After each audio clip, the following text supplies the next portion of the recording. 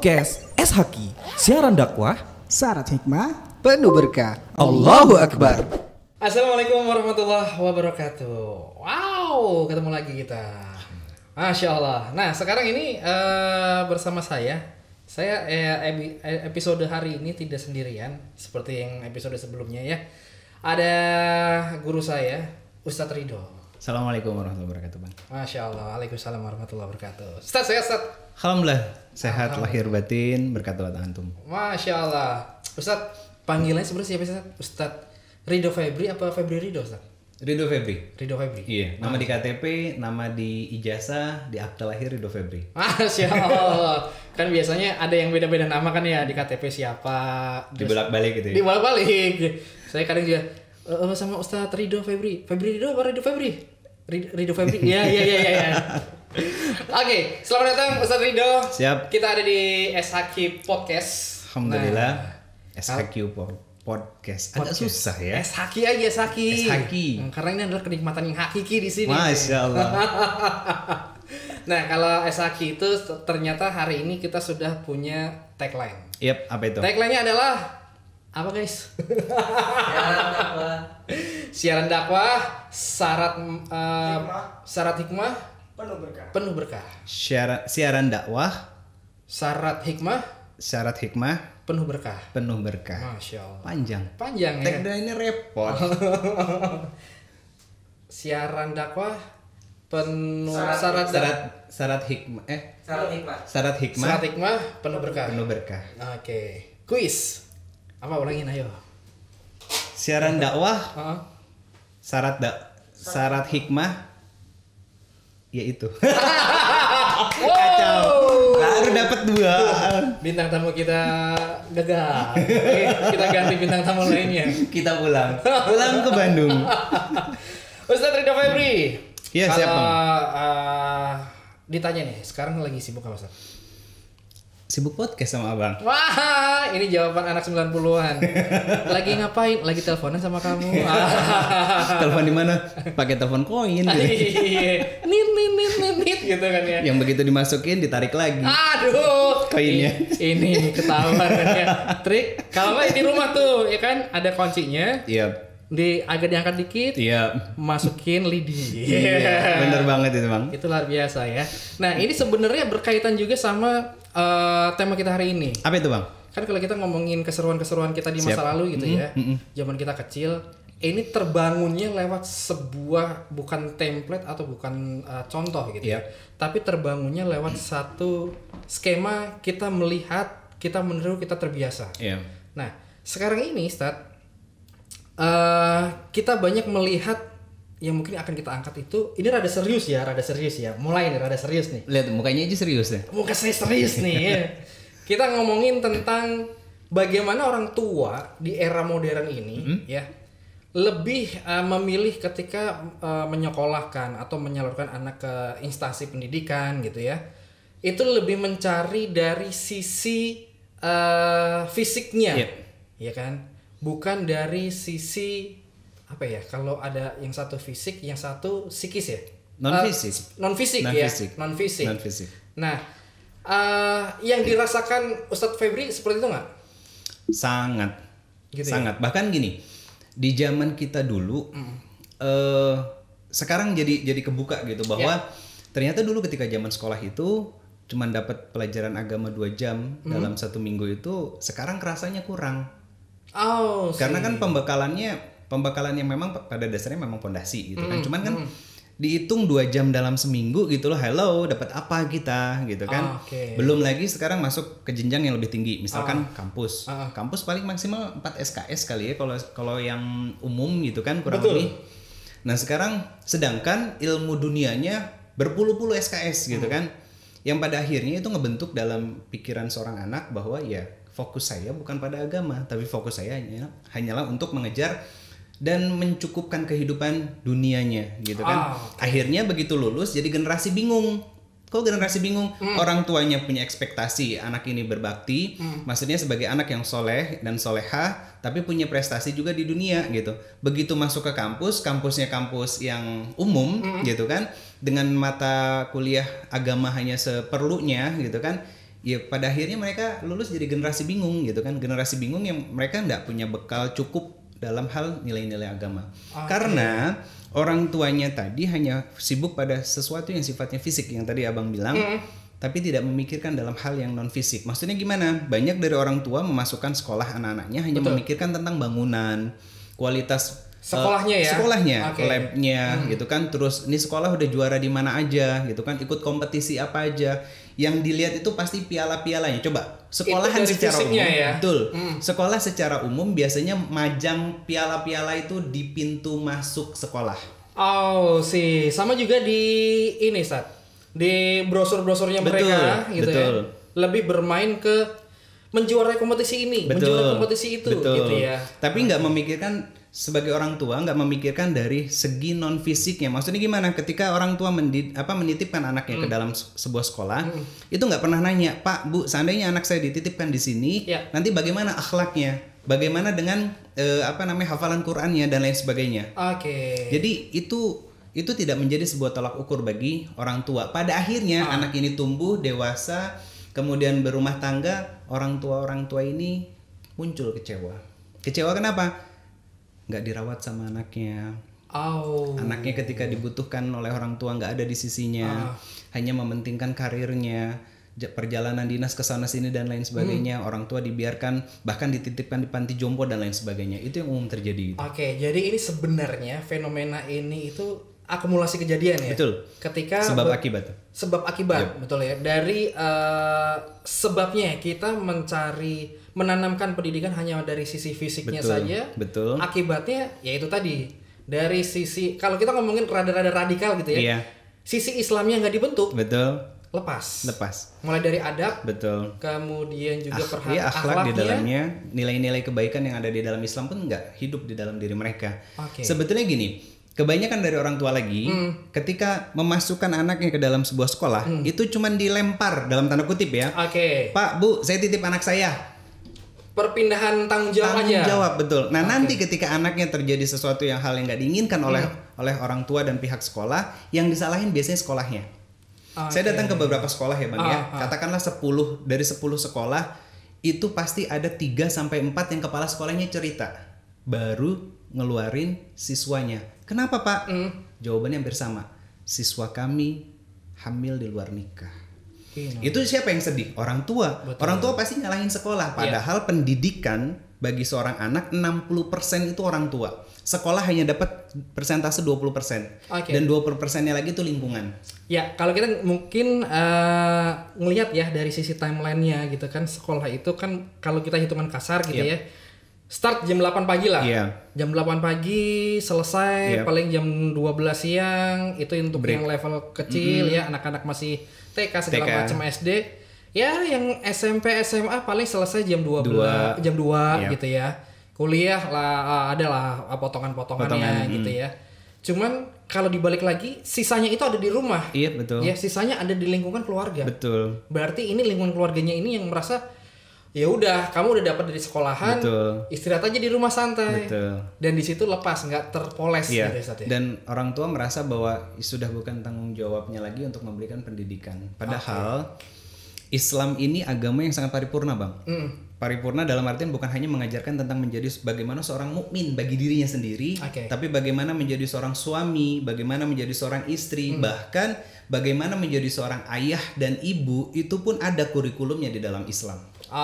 Nah sebelum kita masuk ke hal berikutnya nih, ayah bunda juga teman-teman semuanya, tanya dulu. Siap. Ustadz, ngomong kayak gini, sudah menikah belum Ustadz? Alhamdulillah sudah. Ada 9 tahun nikah. Masya Allah. Nah kan kadang ada yang netizen julidin gitu ya. Ini suka ngomong ini, udah ngomong panjang-panjang ternyata belum menikah juga. Kan cuma bisa dari ngambil buku, ngambil bacaan, salurin lagi. Istilahnya jarkoni. Ngajar orang iso nglakoni. Nah, artinya kan dari apa yang kita obrolin ini, Ustadz Ridho juga udah mulai mempraktekkan. Insyaallah. Nah, ini sebenarnya kalau terutama buat orang tua yang baru atau yang baru mau menjadi orang tua, atau yang akan masuk ke jenjang pernikahan gitu ya. Ini untuk mempersiapkan anak-anak yang supaya terbangun non fisiknya, tapi juga fisiknya juga nggak keteter. Betul. Ini dalam Islam panduannya kayak gimana sih, Ustaz? Oke. Jadi kita jangan ngomong dulu tentang peran orang tua, tapi kita tarik dulu ke belakang. Pranikah. Dari situ harus menyamakan, kan ada proses ta'aruf. Betul. Nah, proses ta'aruf ini kan bertukar CV. Karena dalam Islam tidak ada istilah pacaran. Gitu. Juga nggak ada juga istilah ta'aruf, tapi sebetulnya itu membalut untuk sering DM-an, sering chatting-chattingan di WhatsApp, sesekali teleponan dan lain sebagainya. Itu bullshit sebenarnya. Itu talbisnya iblis gitu kan. Berarti kalau ada yang assalamualaikum uhti gitu, itu buaya berambut hitam. Buaya gondrong ya. Iya, buaya gitu. gondrong. Jadi memang dalam proses awal ta'aruf itu makanya ada pertukaran CV. Di situ tuh bukan cuma hanya membahas menulis tentang mau membentuk keluarga yang sakinah mawadah, tapi yang paling penting adalah how to-nya. Tentang bagaimana caranya itu. Nah, disitulah nanti akhirnya penyamaan visi, terutama kayak siapa yang mendidik anak. Oh, ini kan tugas sama-sama. Karena begitu sudah menjadi suami istri, anak lahir gitu kan, biasanya suami itu cuman perintah. Padahal ar-rijalu qawwamuna 'alan nisa. Jadi kalimat qawwamah itu bukan hanya pemimpin, Bang. Tapi kalau saya mendeskripsikannya lebih kepada sosok murabi di dalam rumah. Murabi ini adalah pemimpin, teladan dalam ketaatan kepada Allah, pendamping yang sangat luar biasa, sabarnya sangat luar biasa. Dia bisa jadi sahabat kita, bisa jadi teman kita, bisa jadi kakak kita, gitu kan, pelipur lara kita, gitu kan, orang yang bisa mengajarkan kita tentang nilai-nilai kebaikan Islam dan lain sebagainya. Itu sosok murabi. Bahkan sosok murabi adalah sosok yang sangat dekat kepada Allah Subhanahu wa taala, gitu. Jadi seorang suami itu bukan hanya pemimpin, karena pemimpin itu sifatnya tukang tunjuk, tukang perintah. Kalau salah pasti marah. Tembak. Itu jeleknya lagi seorang pemimpin nih, Bang. Sifat pemimpin jeleknya itu adalah nggak suka dinasehati. Dan coba ayah bunda sekalian di rumah, khususnya para bunda, berapa banyak dalam selama ini pernikahan gitu ya bisa menasehati suami. Kalau misalkan ternyata persentasenya kecil, bisa jadi karena memang di dalam kepalanya suami itu mindsetnya adalah gue pemimpin lo. Yang namanya pemimpin nggak mau dikoreksi, nggak mau disalahin. Ada pride yang kebablasan gitu ya. Betul. Jadi pride yang nggak pada porsinya. Nah ini salah paham, gagal paham gitu. Karena ar-rijalu qawwamuna 'alan nisa, qawwamah itu saya mendeskripsikannya sebagai seorang murabi. Sehingga apa? Nanti mengambil perannya masing-masing. Karena gini, kesalahan sekarang gitu loh kan, ibu kan itu sebagai madrasah awal, pakai dalil loh. Pakai dalil kan? Gitu kan, al-ummu madrasatul ula gitu kan, bahwa ibu adalah madrasah awal bagi seorang anak. Lah sampean Pak, kepala sekolahnya. Gitu, yang bikin kurikulumnya, ya kan? Yang bikin kurikulumnya. Oh, di usia sekian sampai sekian berarti anak kita diajarkan tentang akidah. Belajar akidah bukan berarti kita membahas kepada anak kita tentang dalil-dalil dan sebagainya, bukan. Kita ajak keluar anak kita. Kita narasikan dengan dialog iman kepada anak kita tentang penciptaan langit, bumi dan lain sebagainya. Sore hari ada cahaya terang, syafaq namanya. Ada semuanya di dalam Al-Qur'an. Nah, itu kenapa kita menjadi seorang suami sebagai ayah harus punya ilmunya, Bang. Kalau misalkan enggak, salah nanti kita untuk mendidik anak-anak kita. Jadi anak-anak yang generasi bingung tadi, kenapa? Lah orang tuanya juga bingung karena nggak punya pegangan gitu, nggak punya pedoman dalam hidup mereka. Berarti artinya dari sisi fundamentalnya ini harus membangun akidah. Betul.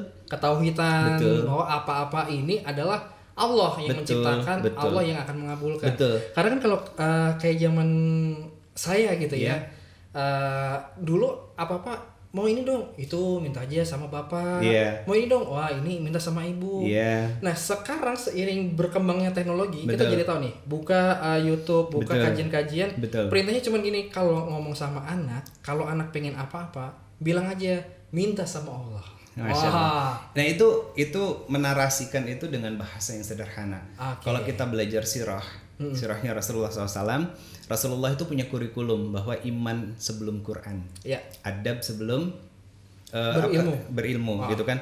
Jadi iman sebelum Quran, adab sebelum ilmu. Nah ini bagaimana kita menerjemahkan bahasa hadis itu menjadi sesuatu yang bisa kita tanamkan ke dalam diri anak kita. Misalkan kalau meminta apa-apa itu sama Allah gitu.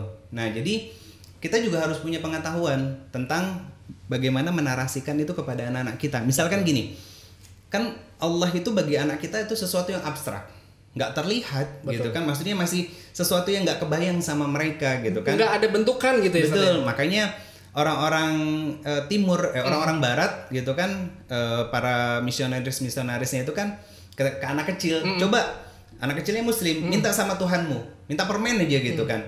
Terus ada nggak di tanganmu? Nggak ada. Coba sekarang ngejam lagi, minta kepada Tuhan kami gitu kan.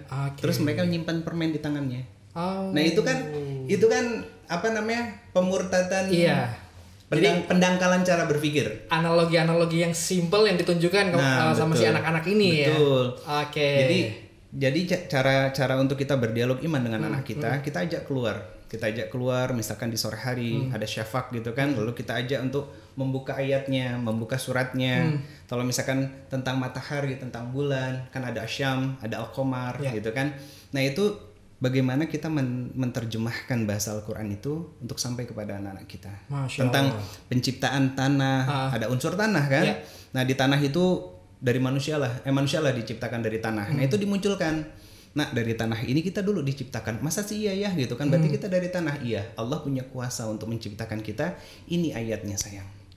Contoh sederhana Bang begini. Anak saya pernah nanya, ayah nanti di surga itu ada ice cream nggak gitu kan? Karena si kecil kan senang es krim banget. Usianya waktu itu nanya pas sekitar 6 tahun. Itu pas lagi piloto. Jadi menjelang tidur si kecil tuh nanya, ayah nanti di surga ada es krim nggak? Saya kaget kan, karena saya nggak selama ini nggak pernah dapat pertanyaan begitu Bang dari si kecil. Saya juga nggak akan jawab iya dan nggak akan jawab enggak. Kalau saya jawab iya nak ada, dusta kita. Gitu. Kalaupun kita jawab enggak, itu pun dusta. Karena kita nggak tahu apa yang ada di sana. Betul, gitu. Karena kita belum ke sana. Nah, akhirnya apa? Kita buka Quran. Gitu kan, kita cari narasi terbaik untuk kita sampaikan kepada anak kita tentang bahwa Allah sudah memberikan kenikmatan yang sempurna nanti sayang di surga Allah. Apapun yang kakak minta pasti dikasih. Jangankan yang minta, yang nggak diminta pun pasti dikasih sama Allah gitu. Kakak seneng nggak? Ya pasti seneng gitu kan. Nah, kenapa? Ini menjaga ketika mereka tumbuh besar nanti, mereka tiba-tiba belajar Al-Quran dan hadis misalkan. Terus mereka suatu saat bertanya sama kita, "Iya, dulu kakak inget deh. Kakak kan pernah nanya sama ayah tentang ada ice cream nggak di surga Allah?" Terus ayah jawab ada. Ternyata hadisnya nggak ada. Di Quran juga nggak ada. Berarti ayah bohong dong sama kita, sama kakak. Itu yang harus kita hindari. Gitu. Jadi menarasikan ayat-ayat Al-Quran, firman-firmannya Allah dengan bahasa yang mudah dipahami untuk mereka, tapi menghindari kita berdusta kepada mereka. Asik. Ini menarik sekali ya. Artinya orang tua, ayah atau juga bunda ini harus punya ilmu juga. Betul. Kan. Artinya kan jangan sampai kita pengen anak yang saleh-salihah tapi kita nggak punya ilmu. Betul. Bagaimana untuk berkomunikasi, Betul. Tidak punya literasi untuk apa yang akan disampaikan. Betul. Ini fatal banget. Betul. Nah, Ustadz, tadi kan kita udah berbicara mengenai sosok orang tua ya, mulai dari ta'aruf. Ini proses awal. Betul. Nih. Kemudian disampaikan sama Ustadz Ridho bahwa ketika ibu menjadi madrasah, ayah ini adalah kepala sekolahnya. Betul. Artinya akan menciptakan sistem, kemudian bikin frame pola pengasuhan segala macam itu adanya di ayah. Nah, sekarang tugasnya udah sangat berat nih. Kan tidak jarang terjadi saling nunjuk akhirnya. Iya, betul. Saling nyalahin. Saling nyalahin, betul kan? Saya udah begini, enggak, kamu harusnya gini. Nah, kadang peran ibu ini juga harus diterima oleh anak. Betul. Gitu ya. Nah, pola-pola apa sih yang harus seorang ibu dapatkan untuk menunjang kepala sekolah ini bertugas nih, Ustaz? Oke. Yang paling penting, poin pertamanya adalah seorang ibu harus bahagia, dan yang membahagiakan ibu adalah suaminya, yaitu ayahnya anak-anak. Oke. Kalau secara psikologi seorang ibu terguncang gitu kan, maksudnya nggak dalam kondisi bahagia, maka nanti pola asuh untuk kepada anaknya itu di luar kontrol. Gitu. Misalkan lagi ada konflik sama suami, sama ayahnya anak-anak, nanti ngomelnya sama anak-anak. Karena seorang istri itu nggak bisa ngomel sama suami langsung. Kalau seorang istri ngomel sama suami, nanti diomelin balik sama suaminya. Oh kamu durhaka, berani-beraninya dan sebagainya. Nah itu pemimpin tuh begitu tuh. Oke. Gak mau disalahin. Gua nih pemimpin. Itu poin pertamanya bang. Jadi seorang ibu harus bahagia di rumah. Gitu. Itu yang paling penting ya. Nah bahagianya ini gimana Ustaz? Kan kadang ada nih ya, kalau ngomongin kebahagiaan seorang ibu, seorang istri tuh nilainya relatif ya. Nilainya relatif sama seorang suami. Kadang langsung lihat nih saldo di tabungan berapa ya. Nah itu udah kebahagiaan dianggapnya gitu kan. Iya. Jadi sebenarnya hakikinya bahagia seorang seorang istri, seorang ibu di Islam itu seperti apa sih? Seorang suami memperlakukan istri sebagai seorang ratu. Karena yang hanya bisa mentreatment seorang ratu dengan cara yang baik adalah seorang raja. Iya. Jadi maksudnya gini, kita hadir bukan hanya sebatas sebagai seorang suami, tapi bisa menjadi seorang sahabat buat istri. 24 jam loh di rumah ngurusin anak dengan tanpa berkegiatan di luar. Stres nggak sih? Pasti stres loh. Capek lah. Iya, capeknya luar biasa gitu. Nah, sesaat kita pulang ke rumah, jangan lagi handphone yang kita pegang. Apa? Berhadap-hadapan sama istri kita. Waduh. Diskusi, ngobrol, dengarkan. Jangan sampai kita nggak menyediakan telinga kita untuk istri kita. Karena khawatir nanti istri kita cari telinga lain di luar. Waduh. Itu yang bahaya. Gitu. Karena gini, kalau saya meraba gitu ya. Ada dua jenis pelukan yang bisa dikasih seorang suami kepada istrinya. Pelukan yang pertama, pelukan dari depan. Kenapa? Karena saat dia gelisah, sedih dan lain sebagainya, dipeluk oleh suami dari depan, dia akan ngerasa nyaman. Apalagi ketika dia feeling guilty gitu ya. Nah, ketika seorang perempuan melakukan kesalahan, jangan dikasih khutbah, jangan diceramahin. Nggak masuk ya Ustaz? Nggak bakalan masuk. Terus gimana? Kita ngambil kaidah yang diajarkan oleh Rasulullah SAW ketika marah sama Aisyah. Aisyah disuruh tutup matanya. Seketika itu Rasulullah memeluk. Apa yang dikatakan Rasulullah? Saat memelukmu, seketika itu amarahku hilang. Masya Allah. Jadi kalau istri salah jangan dimarahin tapi dipeluk. Kalau bahasa sekarangnya bisikin di telinganya, sayang, maafin aku ya. Aku belum bisa jadi teladan buat kamu. Maafin aku ya karena kesalahanmu adalah bukti bahwa kurangnya ilmuku. Yuk kita perbaiki lagi bareng-bareng sayang. Bismillah. Ini enak ya, kedengarannya tuh adem gitu ya. Tapi tiba-tiba saat kalau istri bilang, "Ini adalah permintaan maaf kamu yang ke-2473." Ya itu dinamika di dalam rumah tangga. Itu pelukan pertama dari depan. Pelukan kedua, peluk istri dari belakang. Kapan momennya? Waktu dia lagi masak. Wow, ini jangan dibayangin ya belum. Buat teman-teman yang masih sendiri jangan ya. Jangan gitu. dibayangin. Iya. Jadi dipeluk dari belakang. Kenapa? Kita memberikan sebuah keyakinan di dalam diri dalam diri istri kita bahwa selelah apapun kamu, aku siap menyokong kamu di belakang. Aku akan hadir untuk menjadi penyokong kamu di belakang. Sweet, luar biasa ya. Makanya Bang, kalimat khairukum li ahlihi wa ana khairukum li ahlihi. Sebaik-baiknya kalian adalah yang paling baik kepada keluarga kalian dan aku adalah yang paling baik di antara kalian semuanya. Masya Allah. Jadi baiknya seorang suami itu bukan karena dia punya jabatan, posisi dan kedudukan di luar rumah, bukan. Tapi bagaimana kita bisa menilai baik atau tidaknya seorang suami, tanya sama istrinya. Masya Allah, luar biasa ya. Oke, kita sudah tahu sedikit lah runtutannya seperti apa untuk membangun anak gitu ya. Tidak hanya dari sisi, apalagi menyerahkan ke sekolah gitu ya. Tidak hanya melihat dari sisi fisik aja, tapi juga non fisik. Betul. Nah, non fisik ini membangunnya dari mana dulu? Tadi sudah dijelaskan sama Ustaz dikasih Ridho. Spoiler ya. Ya, udah ada spoilernya.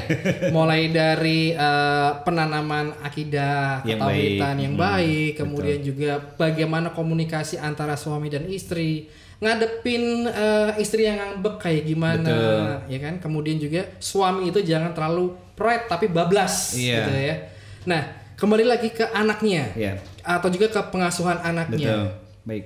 Untuk kedepannya yang harus dicari yang seperti apa, Ustaz? Kalau mencari sekolah atau menyerahkan ke institusi pendidikan, lihat kurikulumnya apa. Baik itu mau yang di kurikulum yang di-develop sendiri oleh pihak sekolah gitu kan, tanpa ada kaitannya dengan Depag ataupun Kemendikbud gitu kan, itu enggak masalah gitu kan. Banyak kok di sekolah-sekolah di Indonesia yang punya kurikulumnya sendiri. Mandiri gitu. Betul, ya. Termasuk SHQ. Masya Allah. Gitu. SHQ ini juga alhamdulillah punya sepengetahuan Ridho punya kurikulumnya sendiri. Gitu kan. Yang pasti ini udah berdasarkan riset dan nggak jauh-jauh pasti dari Quran dan hadis. Nah, gitu kan. Itu dia. Gitu. Artinya berarti mencari institusi pendidikan yang memang tidak jauh dari Quran dan hadis. Betul. Karena di situ adalah pondasi pokoknya. Betul. Ya. Betul. Baru nanti kita berbicara tentang kenegaraan. Betul. Ya, karena sebenarnya ini menyangkut gitu. Betul. Ya. Ketika Islam mengajarkan bagaimana kita bernegara itu ada di dalam Quran hadis. Betul. Juga. Betul. Karena gini, 13 tahun Rasulullah SAW membina, membimbing, mentarbiah para sahabat di Mekah. Itu belum bicara tentang daulah Islamiyah, belum. Belum ngomongin tentang syariat, belum. Yang ditanamkan oleh Rasulullah SAW adalah tentang akidah, tentang keimanan. Sehingga begitu hijrah ke Madinah, keimanan itu tertancap kokoh di dalam jiwa para sahabat radhiyallahu anhum ajma'in, yang di kemudian hari lihat mereka menjadi pemimpin-pemimpin luar biasa. Dari 120.000 sahabat Rasulullah SAW kurang lebih, Rasulullah itu punya 38 panglima perang. Masya Allah. Yang satu panglima perangnya itu bisa membebaskan Persia dan Roma. Luar biasa. Dan kalau kita mungkin sedikit melihat ke sejarah lagi, banyak pemimpin-pemimpin Islam itu adanya di saat mereka usia 20 tahunan. Betul, gitu ya. Betul. Artinya kan ini pendidikan Islam ini luar biasa. Betul, gitu ya. Betul. Masya Allah luar biasa. Ini Islam ini memang harus kita balikin lagi untuk pola pengasuhan, pola pendidikan. Menjadi fitrah dalam pendidikan kepada anak. Betul. Oke, Ustadz, pesan buat ayah bunda, buat teman-teman yang sedang menyaksikan SHQ Podcast ini, Ustadz. Singkat saja. Pesannya adalah untuk kepada ayah bunda sekalian, jangan hanya melihat dari apa yang terlihat dan tampak di luar, tapi berusaha untuk menggali lebih dalam tentang bagaimana sekolah ini menelurkan generasi-generasi terbaiknya setelahnya. Masya Allah. Gitu. Luar biasa. Ini menarik sekali. Artinya mengajak kita sebagai orang tua, calon orang tua untuk kembali membuka Qur'annya, melihat lagi hadis-hadisnya, literasi-literasi pendidikan Islam supaya kita bisa memperkokoh lagi hati putra-putri kita atau bagaimana membentuk pola asuh yang terbaik untuk generasi Islam selanjutnya. Siap. Ustadz Ridho, terima kasih. Sama-sama Bang Samil, sama-sama insya Allah. Kita harapannya bisa bersinergi lagi. Insya Allah. Kasih segeran gitu ya. Hati. Supaya juga saya juga bisa belajar gitu ya. Sama-sama Bang. Sama-sama. Abang kan ada 3. 3 apanya nih? 3 apanya? 3 buntutnya. Oh 3 buntutnya. Saya deg-degan nih 3, nanti ada yang nanya. Oh beneran ya 3? Tinggal 1 lagi dong. Oh bukan. 3 anaknya ya. Masya Allah luar biasa. Semoga siaran kita hari ini bisa menjadi berkah dan insya Allah menjadi manfaat. Syarat berkah tadi apa? SHQ Podcast. Iya. Siaran dakwah, syarat berkah, syarat hikmah, penuh berkah. Oke, sesi berikutnya harus sudah hafal berarti. Ya? Insya Allah. Nanti perjalanan ke Bandung harus ngafal ini. Oke, kita harus pamit Ustadz. Siap, sama-sama Bang. Karena waktunya memang tidak panjang, biar juga tidak pada bosan melihatnya, ilmunya juga pada masuk dan menjadi trigger untuk semakin baik lagi dalam mengupgrade diri. Amin, gitu ya. insya Allah. Kita ketemu lagi insya Allah Ustadz ya. Insya Allah di kesempatan. Makasih banyak Bang.